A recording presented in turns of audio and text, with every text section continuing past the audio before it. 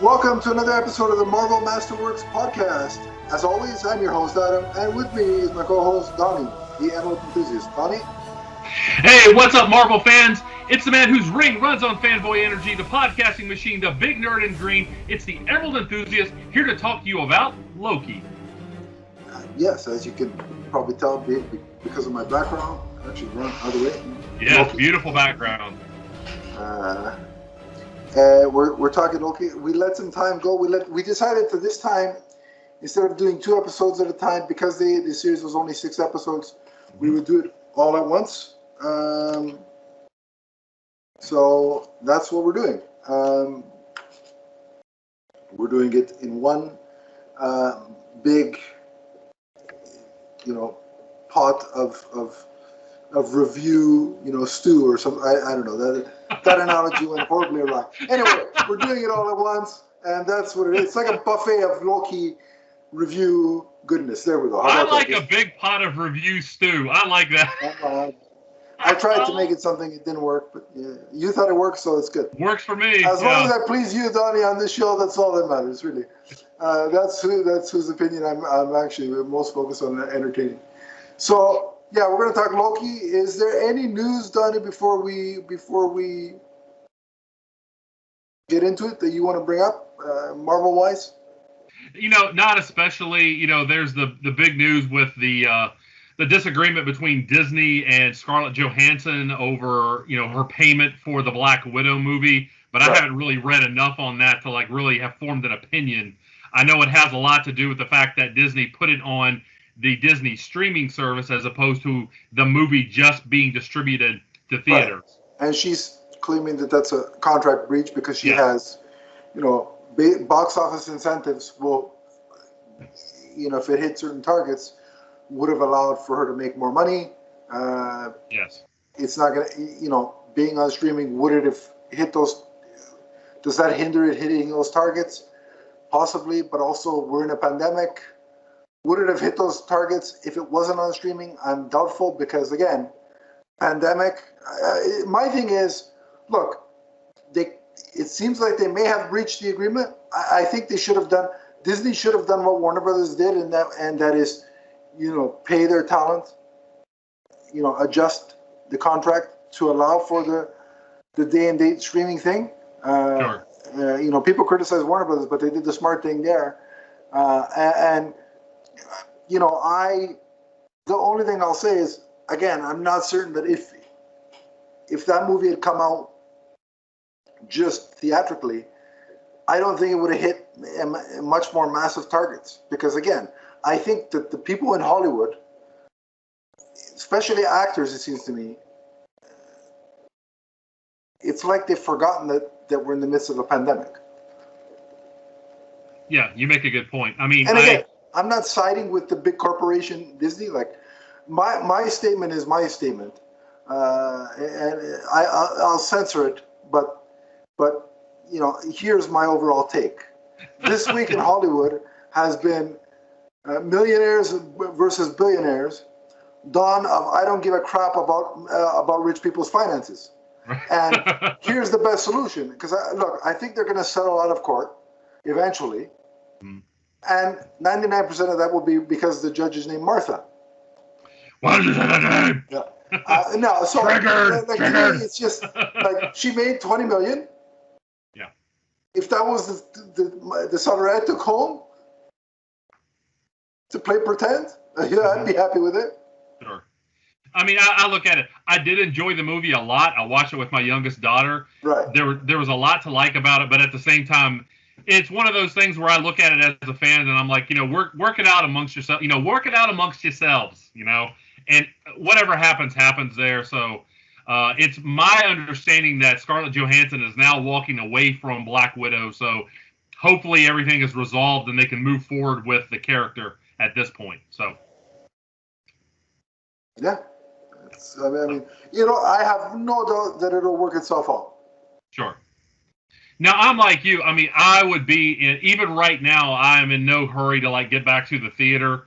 If I luck out, if I get, a small crowd, I really do want to go see the Venom movie, even if I have to do so, in a hazmat suit with a can of Lysol. I'm going to try. So yeah, no, the movie that I'm sort of really, I would have loved to see in the theater.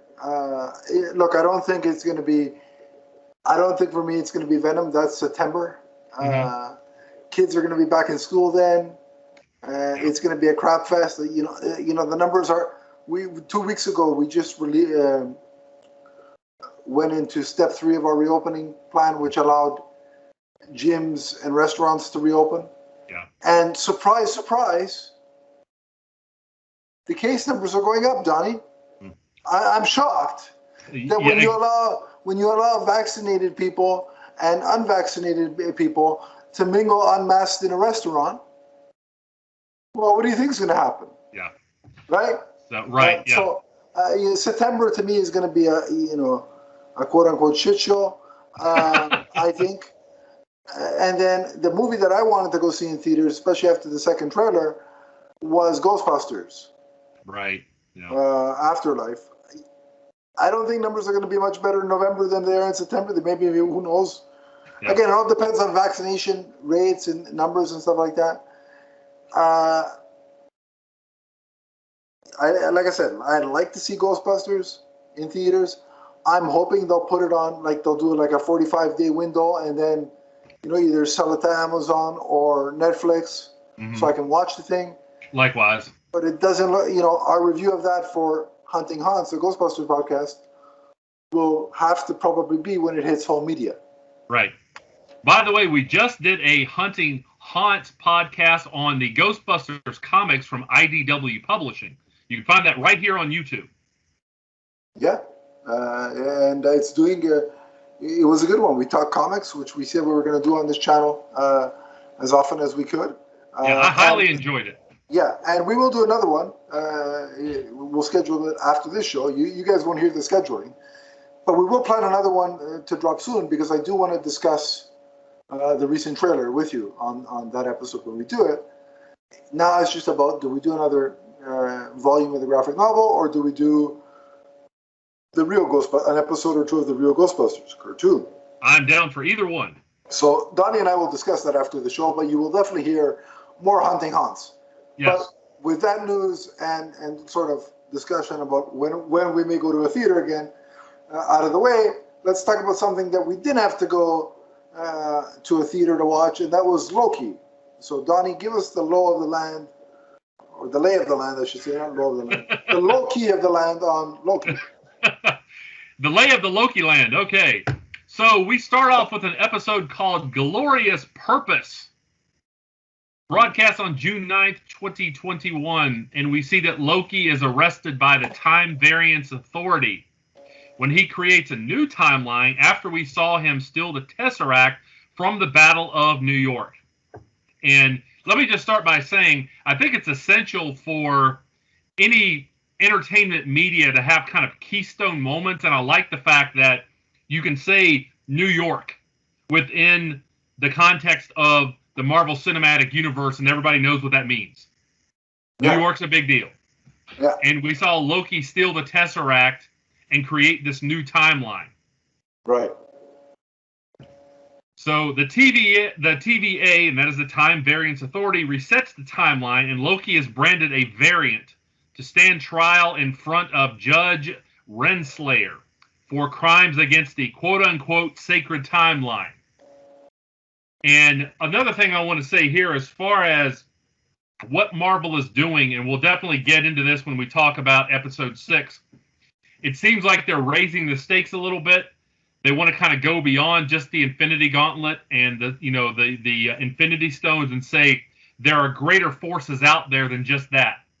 Just because that's no longer in play, it is in play to a degree. But just the Infinity Stones. I mean, we're done. We're seemingly done with those, but there are more threats on the way. Yes, for people who may not be aware of how vast the Marvel universe is in the comics, this is kind of your first impression that there are forces out there that are much greater than Thanos. We're getting ready to hit the Eternals. We hear about, the TVA here, and that gives you the picture of just how massive we're dealing with this scale from the Marvel Universe. Yeah, it's And I'll be honest, this series had me when they started talking about time travel, because I'm a sucker for time travel stories, alternate universes. That's my, that's my thing. That's your wheelhouse, huh? Yeah, I like that stuff. Well, we got a dose of that in Endgame, and I think we're going to get a big dose of that in the future. Oh yeah, it's ramping up for sure. Definitely.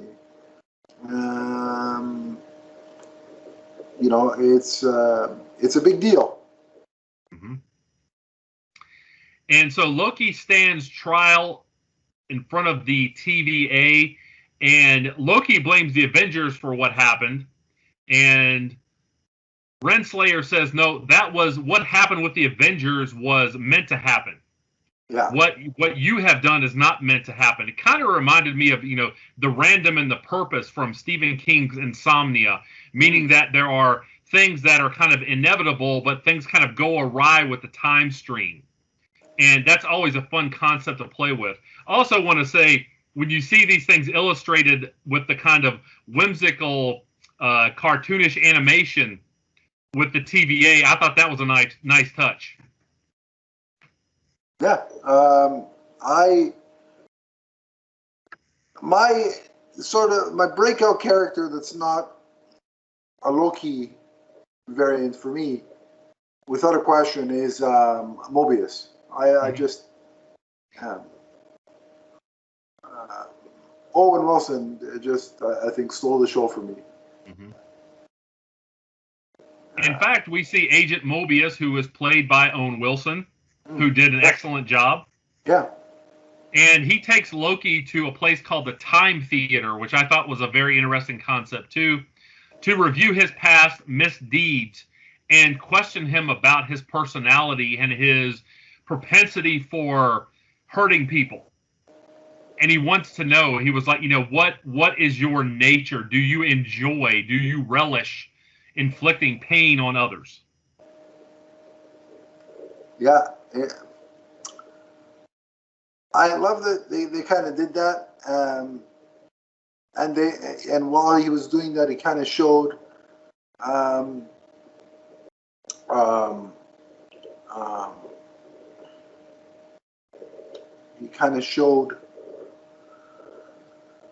his future. Loki. He showed Loki how the timeline was supposed to go. Mm-hmm. I think it was great in the sense that you really see that, yes, while Loki can be distrustful and, somebody that is seemingly out there for only their own interests, as he's watching the events play out and he sees what happens to his mother, you see the emotional side of Loki, and you can see the heartbreak all over again, which we saw in Thor: Dark World. Right. But we're seeing again with this Loki that never experienced that. That was the real powerful part about the time theater aspect of it. Right. Yeah, I mean, the TVA, not only can they show him past events, they can show him the future aspect of the timeline. And even though they kind of operate and look like the DMV, like a very kind of mundane, run-of-the-mill type place, their power exceeds the Infinity Stones. I mean, this is a very powerful, entity in time. Indeed, and so in the time theater, we not only see, the death of Frigga, we also see Loki eventually sees his own death at the hands of Thanos. Yeah. And so he's very much impacted like this. And there's another line that I want to say that Mobius said that I thought really impacted Loki, just from the expressions on Tom Hiddleston's face. He said, "You were born," Mobius said this to Loki, "you were born so others could be the best versions of themselves." Yeah. And I think that hit Loki in a way of saying, I'm not as important as some other people or some other beings, whatever you want to call them. Yeah. And that has to hurt, a being who, considers himself a god, who is called a god. So that, again, we see, kind of Loki becoming this deeper, more multi-layered character in this series. Absolutely. You definitely, we do definitely get a lot of character progression from Loki. But to be fair, it didn't just happen in the series. It's been happening, all throughout, Tom Hiddleston's appearances in the MCU. Although this is technically a different Loki. Yes. So Loki eventually agrees to help Mobius hunt another Loki variant. And again, you're going to hear that word a lot, variant, in this series. Yeah, and when you hear that word nowadays, it's not a good...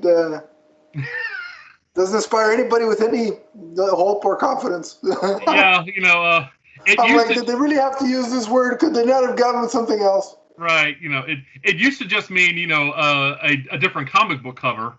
But, now it's taken on much more ominous tones. Yeah, exactly, yeah. So, anyway, Loki, again, the main character Loki agrees to help Agent Mobius track down another Loki who has killed several TVA agents and stolen their timeline resetting charges, which makes this version very dangerous. Yeah.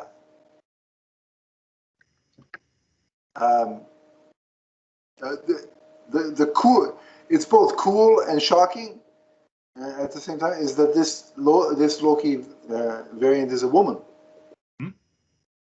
We do see that, and that seems to play a role in. We have Loki, he, and then her. So there we go. I'm hanging around you way too often, Donnie. I'm starting with the dad jokes, and I haven't impregnated anybody, to my knowledge. At least not in this universe. Yeah, Yeah, who knows? Yeah, maybe in another one you have. So yeah, it could be. Yeah. My variants are getting out of control. Gotta wrangle them in. Oh, so I'm assuming we're just going to go on and just give like an overall rating. Episode by episode. We just free form. So that leads us into episode number 2, which is titled "The Variant." Yeah. So. Not the variant that is going around the United States right now. Not the bad one, yeah. Oh, boy. So, anyway, Loki joins the TVA in this mission to capture this version of Loki, and he ends up in 1985, Oshkosh, Wisconsin. I cannot word today, as my daughter would say, where he attempts to bargain his way into meeting the timekeepers. And the TVA claims that they created, this sacred timeline. And Renslayer, now, she is not at all on board with Loki's involvement here. But Mobius is convinced that this is the right move. Now, of course Loki would say that. Yeah. Now, one of the things that I think is very interesting here, there's a lot of, old physical files, which again, I like the fact that this kind of looks like an office the way that, the DMV would. It's you even have some employees that look like they're dead inside. They're just like, step to the left, go over here. I love the DMV comparison because that's what that really what it really is what the TVA feels like. Yes. Oshkosh, Wisconsin. That's what I meant to say. Okay. Yeah. So Loki eventually researches some of these TVA files, and he starts to get this picture that the variant is hiding in these kind of cataclysmic, apocalyptic events. And that's why the TVA can't track this variant, is because these are places where there are no branches of new timelines. It's where timelines are ending. Yeah, exactly. Yeah. I actually really like that conceit that, nobody would look for them there because, again, the only purpose of that moment is for the world to end, so why would anybody look there? Right. Makes a lot of sense. Yeah, I like that story point. I thought it was very inventive. So. Yeah. Another thing I have. Her is very intelligent. But I have to say this, though. You cannot ruin a man's salad like that. Mobius was like, I wanted that salad. I'm like, I agree. Loki, use some blocks or use some Legos or something like that. Especially don't when ruin it's a salad. Yeah, exactly. That looked like a good salad. So. Yeah. But yeah, it's just the lettuce with nothing else in there, and go for it. If there's added, ingredients, then. Yeah, like I said, it looked good to me. But yeah, Loki he just pounded that salad, and it was nothing. He's anti-salad. Yeah, exactly. Completely inedible. So Loki and Mobius, they confirm this theory by going to Pompeii in 79 AD. And of course, we know that that was a big event in the history of Earth. There was a big eruption, and they confirmed that this is the way that this variant is acting, that this variant is hiding in world-ending events. Right. And so they eventually deduced that the variant is now hiding in 2050 Alabama in a hurricane. Yeah, I mean, again, who would want to go anywhere where there's a hurricane? Yeah, exactly. I mean, yeah. You said Alabama. I've never been to Alabama, so I don't know how entertaining that place is, but the fact that there's a hurricane would dissuade me from wanting to go there. Yeah, again, anywhere there's a hurricane. Right, and so they're ambushed there when they go to Alabama by the variant, who is able to enact some magic on several locals and kind of enchant them. And Agent B-15, who's another good standout character, I thought, in this. And so this is where we see that this version of Loki is female, her, as you would say. Yeah. And she sends the stolen reset charges to various points along the sacred timeline.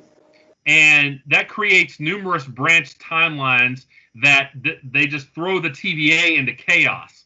And she teleports away, and Loki follows her despite the protestation of Mobius.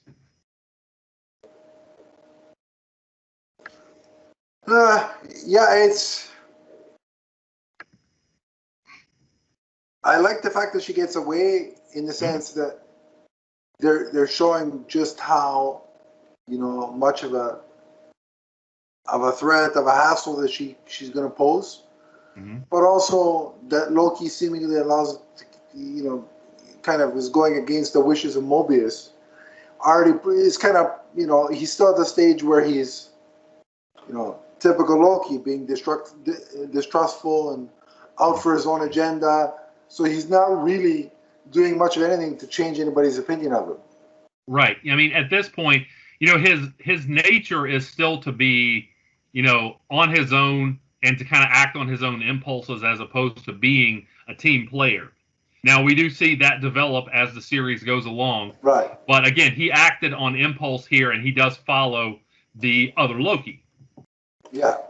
So with the TVA in chaos, the variant arrives at their headquarters, and she goes after the timekeepers, but she's followed by, again, the main Loki. Yeah. And Tom Hiddleston. Tom Hiddleston, yes. So they're attacked by Renslayer, and Loki uses a TemPad to teleport them both to a planet called Lamentus 1 in the year 2077. Excuse me, not a planet, a moon. Yeah. It's a moon that's actually being crushed by a planet. By the way, the effects in this were just outstanding. Oh, they look phenomenal. Again, yeah. We got to call out Disney Plus and say, or Disney and Disney Plus, to say,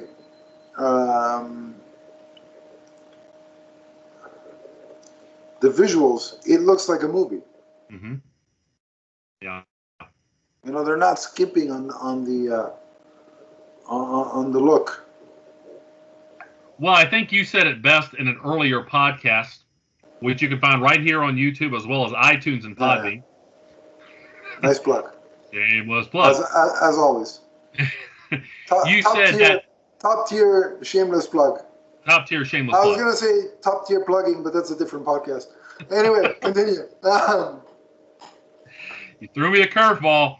Anyway, so I like how you said this year that before this we were going to the movies, but once the pandemic started, they brought the movies to us. And did I say that? That's very good. There should be a poster. Right, exactly. So yeah, we can put that on T-shirts and sell them. So patting myself on the back, you can see. There you go. Do the Barry Horowitz. So to escape this planet now, after, they kind of battle one another, and that is, we see that the female version of Loki is called Sylvie. Yeah. And after they fight one another, they realize they've got to get off this moon. So they go on this train that is bound for this thing called the Ark, which is a ship that will get them off of this moon. Right. Yeah. So along the way, Sylvie reveals that the TVA workers are actually variants of people from Earth. And she and Loki fight their way through the guards and a crowd of people attempting to get on the Ark. But meteors from the oncoming planet destroy it before they can get on board. A couple of things throughout the whole, train ride, et cetera, et cetera. Sylvie reveals her kind of how she got here moment. Mm-hmm.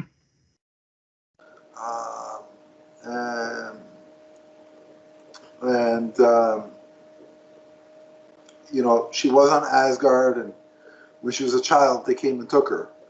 Right. I was just thinking to myself, I'm like, I would really love to have seen more of that alternate take on Asgard. Like, what happened there? Like, what was different besides Loki being a woman? Mm-hmm. Like, was Thor? You never know. Yeah, was Thor a girl on that universe? Yeah, that's an interesting like question. Thornbelina, or however, I don't know what you'd call her, but and I'm not saying that disparagingly. I have no other name for it to call, but no,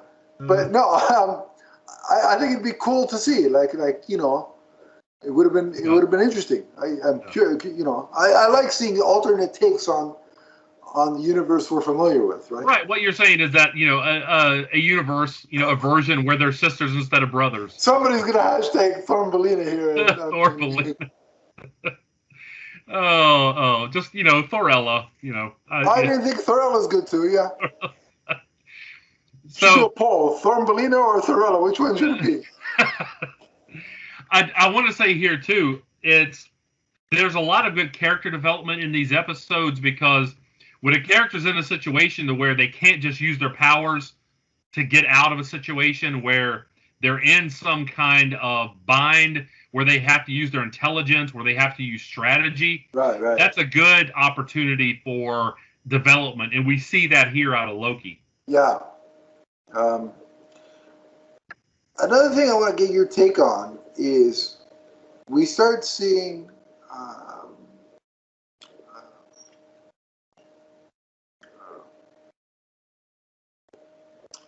attraction.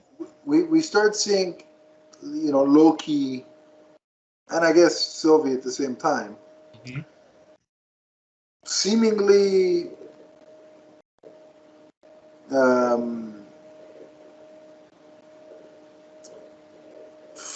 falling for each other. Yeah, that's what I was saying. Attraction. So yeah, and as I was watching that play out, I was like, isn't he basically falling in love with himself? Well, it worked for exotic Adrian Street. You remember the song "I'm in Love with Me"? So yeah, I guess you're right. It was just I'm like, this is really odd, because technically she is him, mm-hmm. and it's like I'm like when they later on in the series when they kissed, I'm like, hold on, you just kissed yourself. It's kind of weird. But yeah, I digress. I just have to point that out. Right. So that leads into the next episode, which is called the Nexus Event.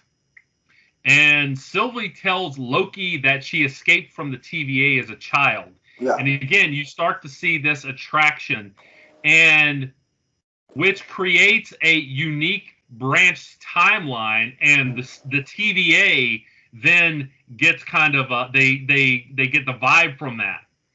And they arrest Loki and Sylvie before Lamentus 1 is destroyed, because we left the episode with them seemingly, going to go out with the destruction of the moon, but that doesn't happen. Oh yeah, which of course they wouldn't, because Loki's the star of the show. You can't kill the star of the show. So Mobius leaves Loki in a time loop, which I really like this part, where he's repeatedly attacked by Sith. Yeah, and kicked in the nether, or kneed in the nether regions, which as another character would say, right in the mommy daddy button. yeah. Time after time.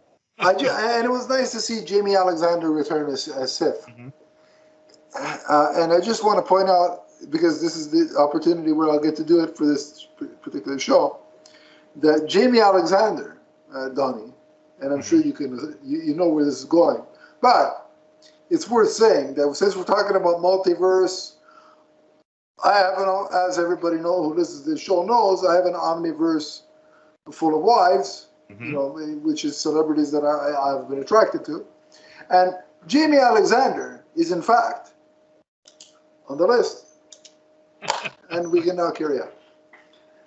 So, and it's actually in this episode where Mobius starts to doubt the TVA a little bit, because he's told by Renslayer that C-20 died of a mental breakdown, but later on we find that Mobius finds a recording of her interrogating C-20, who was of sound mind at that point. Right. So Mobius frees Loki from the loop. Renslayer confronts them, and has Mobius quote unquote pruned. Okay. Yeah. Which is basically killed, and then we'll talk about where he's. Yeah, it's just it's a sanitized way of saying, yeah, we murdered him. Right. Exactly. Yeah.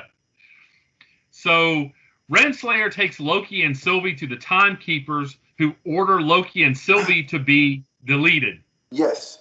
So now, I'm not exactly sure why deleted is different than pruned. Maybe deleted is more of a, Deleted is like a permanent solution. You're done. You're done. Yeah. So pruning, I guess you can sort of reboot the file and it can come back. But once you're deleted, it's over.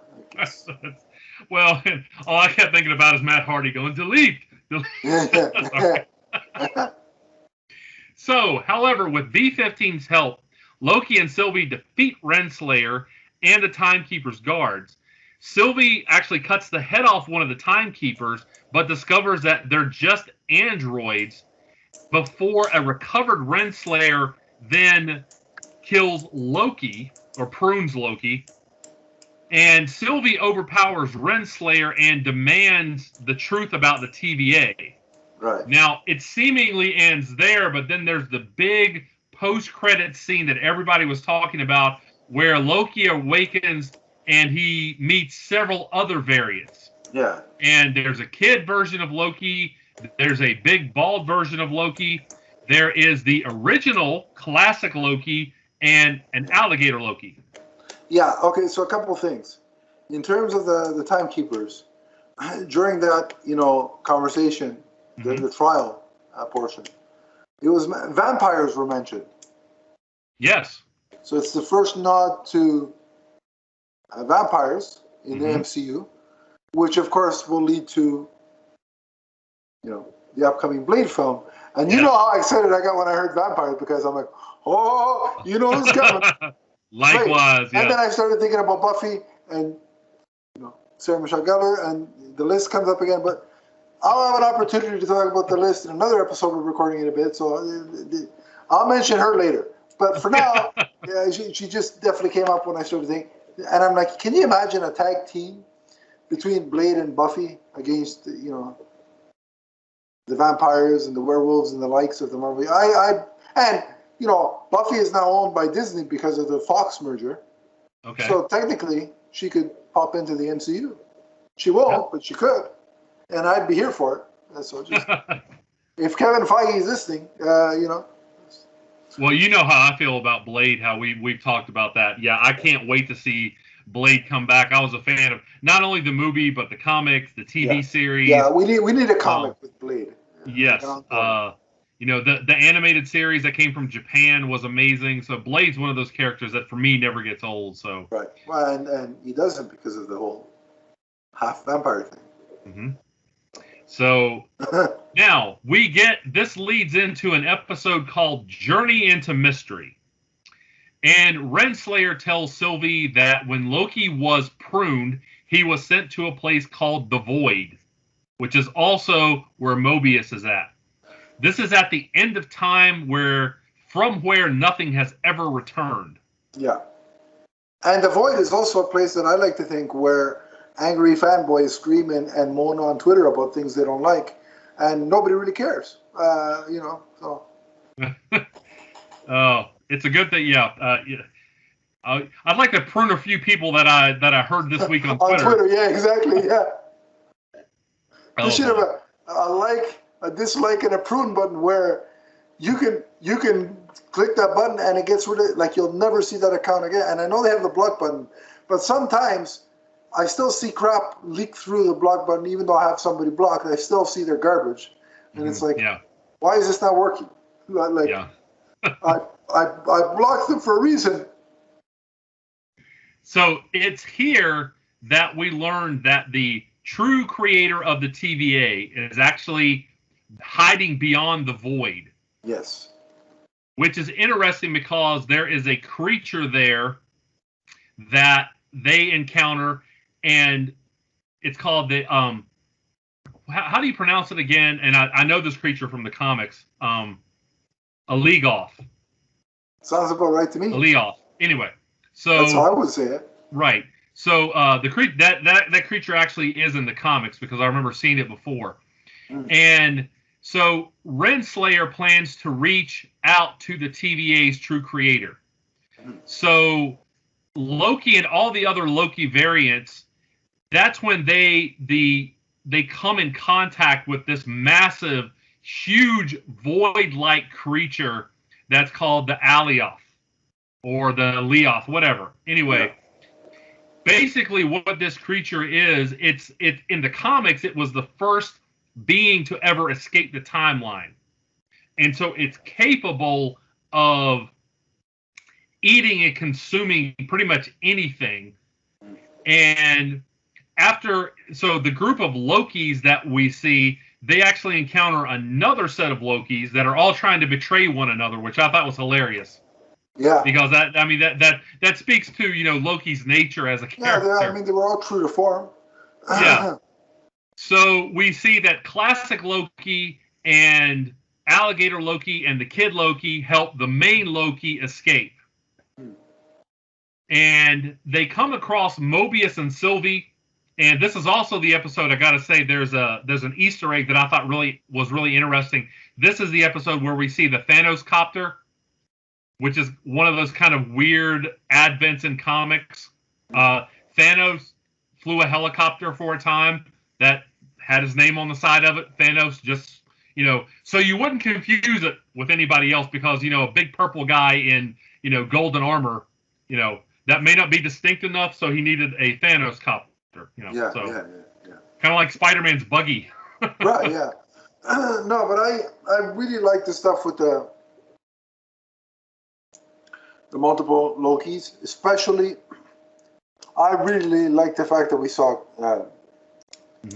There were two in particular that impressed me.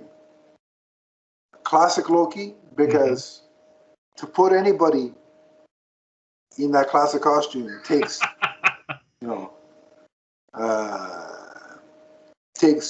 As Mick Foley would say, testicular fortitude, and to wear that costume with such, just I'm going to wear it, and it is what it is, and this is it, and we're not ashamed of our past source material, and to put it on an actor of that caliber, and get them to come on board and do that, I think shows the goodwill that Marvel Studios has built up with performers.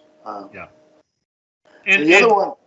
Go ahead. No, I'm just saying that's the trademark Marvel fun. They can do something like that and not have it seem like it's where they're delving into like self-parody. They can be fun and still tell a serious story. Yeah.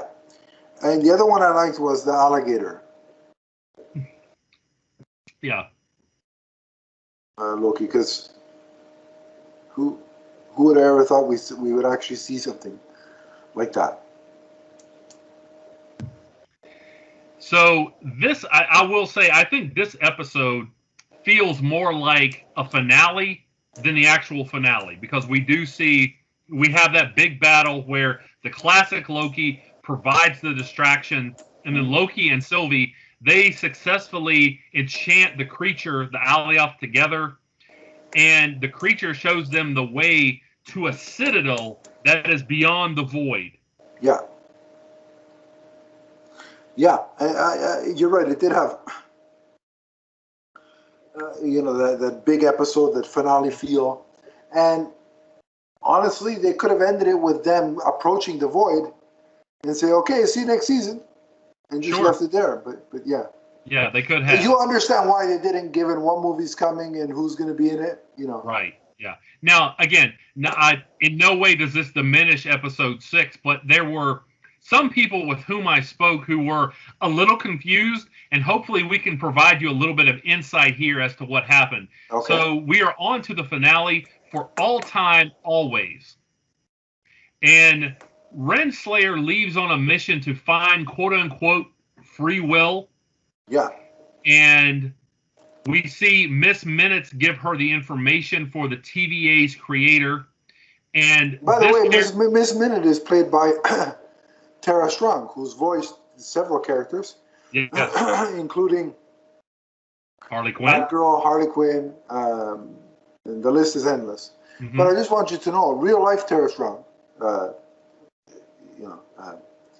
is very much indeed on the list.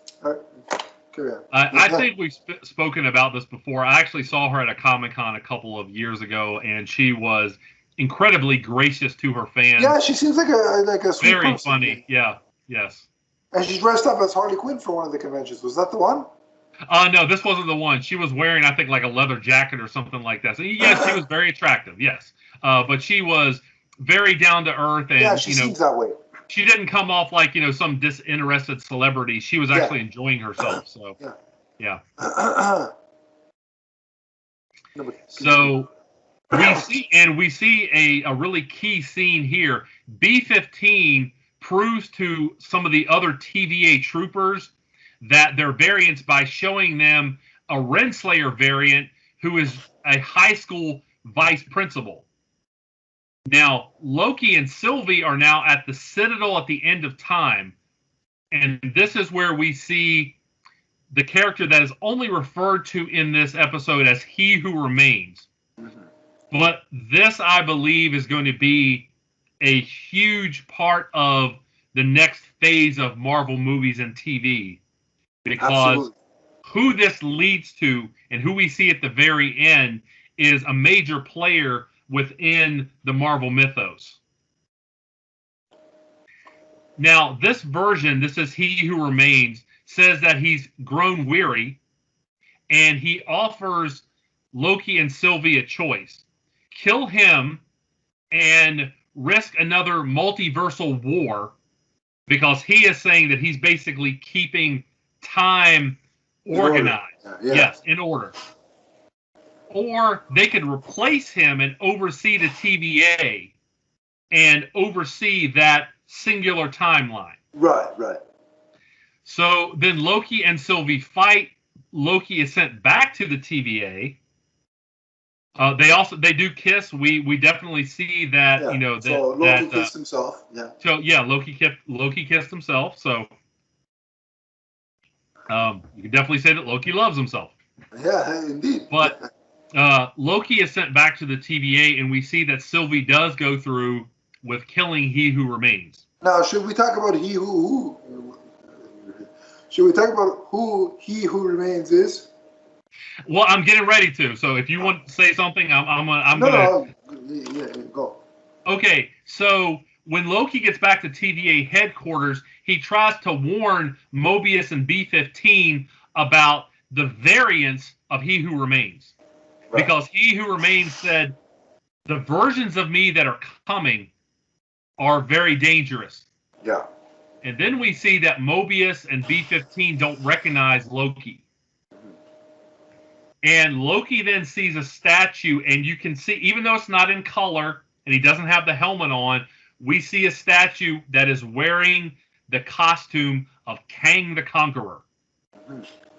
And he who remains even refers to himself at one point as a conqueror. This is a villain from the future, the 31st century, who is a very dangerous villain of the Avengers. And seemingly now this villain, or variants of this villain, have been unleashed on the Marvel Universe. And he's also a descendant of Reed Richards, correct? Yes, yes. So we've got a tie to. We've got several things in play. This is, in my opinion, somebody that could be just as, if not more, dangerous than Thanos. Mm-hmm. Even though he's not as physically imposing as Thanos. The other thing is the fact that he is related to Reed Richards, is further sort of confirmation, evidence that the Fantastic Four are coming. Mm-hmm. Which is good news. Yeah. It's great news. And I wonder if he would play a part at all in one of the in the Fantastic Four movie or future movies with the Fantastic Four. That would be interesting. Yeah, that's a good point.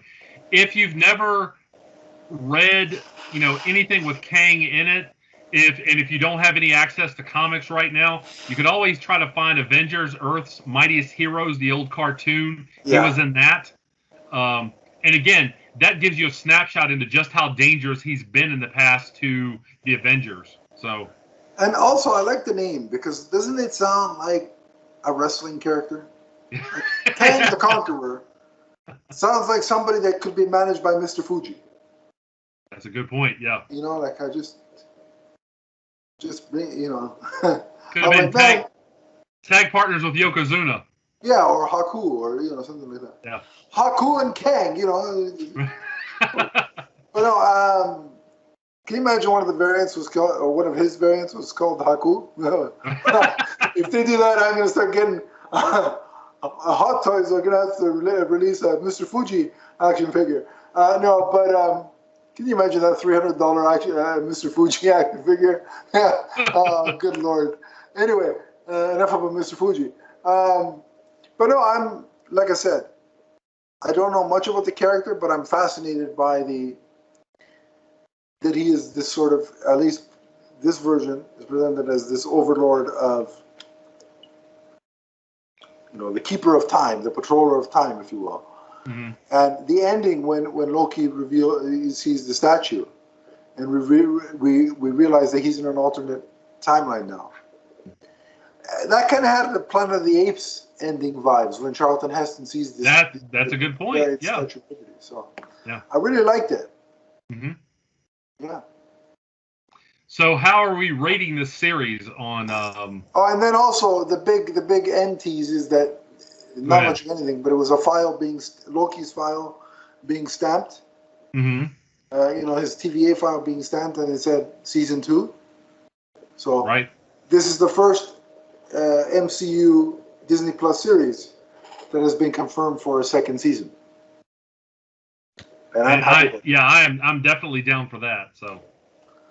How do you want to do it? You want to do it a letter grade, or do you want to do out of 10? Let's just do a letter grade. All right. So I'll throw it over to you first. I'm going to give it an A-. There were a couple of kind of slow parts, but there's not much to complain about. And I know a lot of people who weren't familiar with Kang were left feeling like that the ending fizzled a little bit. Yeah. But you do your research on Kang with all of his future technology and the knowledge that he has. He is very dangerous. As dangerous, if not more dangerous than Thanos. So this is a character who opens up a huge threat for the Marvel Universe. And look, the cool thing is, if you don't feel safe to actually physically go out to a comic store right now, understandable. But there is Comixology. It's a great, it's a great resource. Yes. So check it out if you want to learn more about Kang. But yeah, I'm gonna give it an A, so slightly higher than, just a little bit higher than you. Okay. Like I said, I'm a sucker for time travel and alternate timelines. This is right up my alley. I've always said that, he started out as a villain, Loki did, and he's one of the greatest Marvel villains in the MCU so far. But his character progression and the performance over the MCU has really made the character grow on me. And you get that same high level of performance from Tom Hiddleston, and the character growth of this variant Loki doesn't have 7 or 8 movies to go through that growth. It has 6 episodes. Yeah. And he still manages to do that. And like I said, Tom Hiddleston gave it his all. Just a joy of a performer and a character in the MCU. And again, you give me time travel and alternate universes, timelines, then you've got me hooked, and I'm so glad that there's a season 2 on the way. Well, the last thing, go ahead. More Tom Hiddleston, I'm down for it.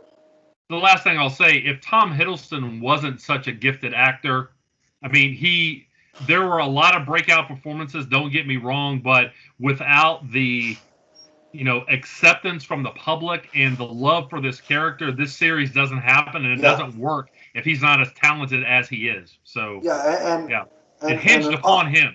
An honorable mention to Sylvie, because she played Loki well, as she did. Like, you saw a lot of what Tom Hiddleston did in her performance, but she also made it her own at the same time. Loki was a better Doctor Who show than Doctor Who's ever been, but that's just me. Anyway, I know I've just pissed off a whole load of Doctor Who people. You just pissed off excuse I'm going to piss off a lot of He-Man people in a few minutes too, so why not? Oh yeah, we're going to anger some people who need to be angered though. So start off nice and early, but I can't wait for season 2, and I can't wait for the next Marvel series, which is What If. Mm-hmm. And we'll be here covering What If. Oh man, I'm so excited for that. We may have to do that one episode by episode, or 2 episodes at a time, because I don't think I can wait a full 6 or 10 episodes to talk. Yeah, well, it's more episodes. It's 10. Yeah. So I think we could get away with doing, doubling up. Well, that, the What If title over the years with Marvel, as it's kind of Marvel's versions of Elseworlds. If you're mainly a DC reader, it's just a lot of fun. It explores a lot of alternate timelines. So that's going to be really good. But we'll be back for that. In the meantime, if you want to, before What If begins, if you want to get a hold of us to talk about our thoughts on Loki, or share your thoughts on Loki with us, you can on social media. So, Donnie, if they want to track you down, where do they do it? You can find me on Twitter as the Emerald Enthusiast. Let's talk comics. Let's talk collectibles. Let's talk wrestling. Let's talk Marvel. Let's talk Green Lantern. Awesome. If you want to find me, it's at Adam_LeafsFan on Twitter. The podcast network has its own Twitter page at MMNPDC. We also have a Facebook page, which is linked below. Click the link, I'll add you, and we can continue the conversation there if you so choose Facebook as your mode of preferred social media. But until then, we hope you enjoyed the show, and we hope you'll join us again for What If. And please subscribe to the channel. Yes, like, subscribe, tell your friends, and remember that Loki is forever. From the first variant we see in this series to the last. So long, everybody. So long, everyone.